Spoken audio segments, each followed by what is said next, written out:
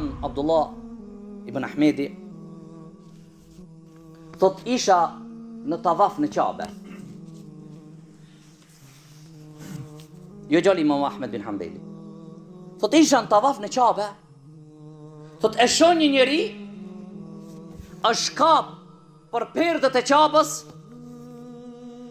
dhe thot o Zot, ma mundësot të vdes musliman. Nuk dëgjoj asnjë lutje tjetër, vetëm duke thonë o Zot, ma mundësot të vdes musliman. Eci, o Zot, ma mundësot të vdes musliman. Dhe ndala dhe i thash, o njeri, a nuk ke ndaj lutje tjetër? A nuk di me lutë Allahun diçka tjetër?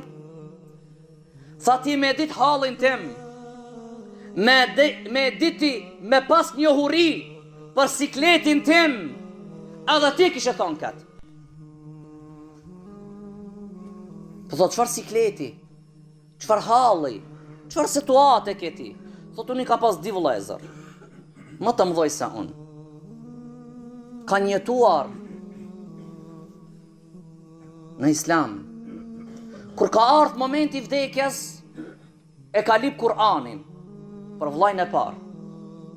Tha ne menduam se do ta merr Kur'anin, do të kërkon bereqet prej Allahut që Allah ta mëshiron në momentin në çast të vdekjes. Ai tha, mohoj gjithë çka ka këto.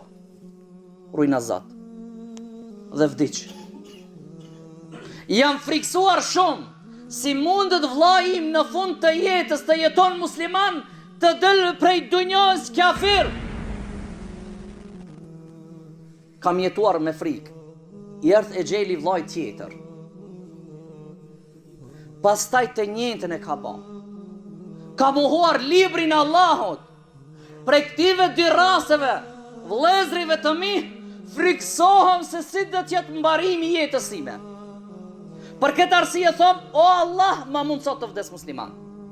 Na ka shkuar mendja ndajherë që të thojmë, o Allah, na mundësot të vdesmi musliman apo jo? Apo ne jemi të sigurt vina në herë të xhumë, edhe ne vdesmi musliman 100%.